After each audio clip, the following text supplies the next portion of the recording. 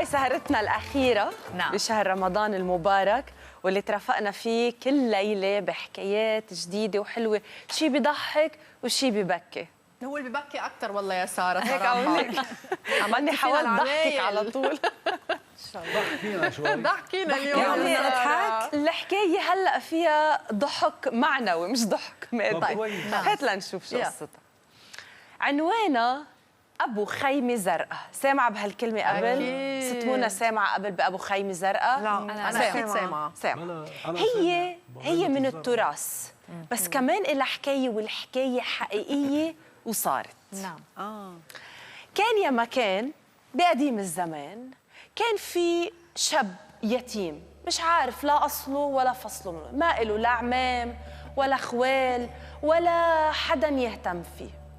رباه رجال لحد ما صار كبير بالعمر وراح ببلاد الله الواسعة يشتغل.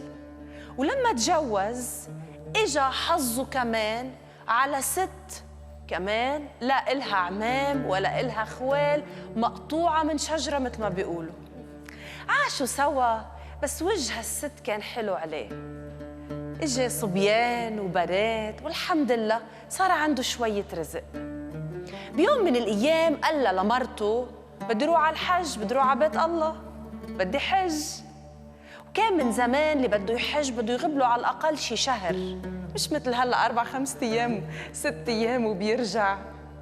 فراح وبده يمشي على الحج. قالت له مرته الله يسهل عليك ويطول بعمرك، بس افترض صار عليك شي، نحن ما عنا حدا، لا انت إلك عموم وخوال واهل ولا انا إلي اهل، عند مين بروح اذا صار عليك شي وعندك 6-7 اولاد؟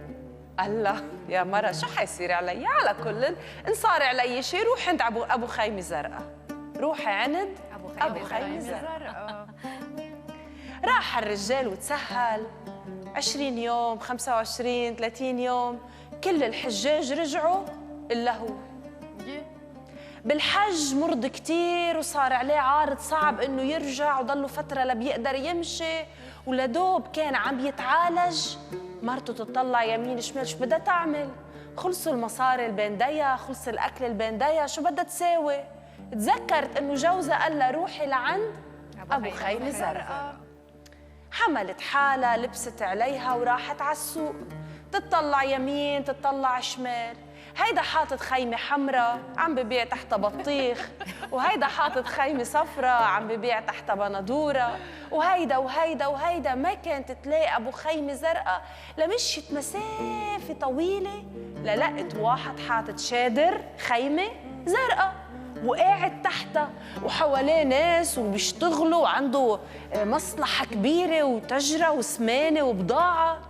ركضت لعنده قالت له دخيلك، أنا قصتي هيك هيك هيك، وجوزي قال لي إذا صار علي شيء بتروحي عند أبو خيمة زرقاء. قال أهلا وسهلا يا بنتي، وصلتي هيدا هو المطرح اللي جوزك بعتك لعنده. روحي على بيتك وتستتي، وكل يوم بيوصلك مأكلك ومشربك ومصروفك قدام البيت. حلو. مشيت، قال له لابنه الكبير الحقها، مشي وراها، عرف البيت، رجع قال له عبي عربية عبيها كل شي بدها اياه وخذ لي اياه، وكل يوم الصبح عندك موعد على 9 الصبح الغراض بيكونوا قدام البيت. الخبرية مش يوم ويومين، شهر وشهرين 3 أشهر 4 أشهر، والرجال ما رجع، وأبو خيمة زرقاء عم يصرف على المرة وولادها. لنهار دق الباب، إجا جوزها، إجا ومتوقع إنه حالتهم تكون بالويل، أصلا متوقع ما يلاقي مرته وولاده بالبيت، تدشروا وراحوا مدري لوين لياكلوا ويشربوا. دق على الباب، سمع صوت ولاده جوا، انبسط، خايفين كيف رح بيكون منظر ولاده. فتح الباب، لقى البيت مهفهف نظيف، ولاده لابسين ثياب مرتبين، خدودهم موردة، كبرانين وطولانين، عايشين بأحلى عيشة، وقدامهم في صحن فواكه كبير. قال لها شو عملتي بغيابي؟ كيف تدبرتي أمورك؟ قالت له يا رجال ما قلت لي روحي عند أبو خيمة زرقاء، والله ما قصر بحقنا.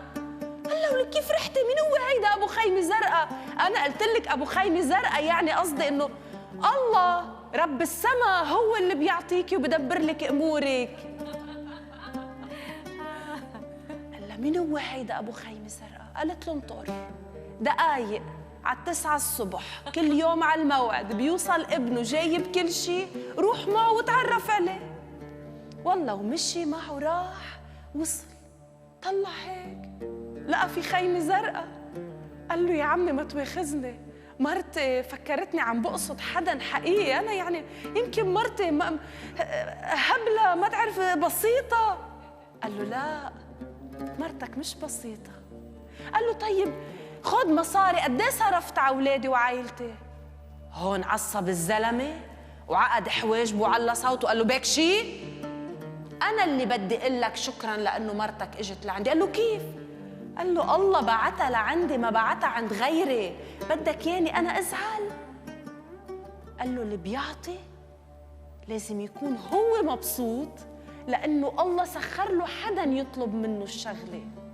الله سخر لك حدا يطلب منك تقضي له حاجته. لازم انت تشكر الشخص اللي اجى لعندك، مش هو اللي لازم يشكرك. هالحكايه نحن بنفكرها خرافيه، بس المفاجاه وانا وعم ببحث طلعت حكايه حقيقيه.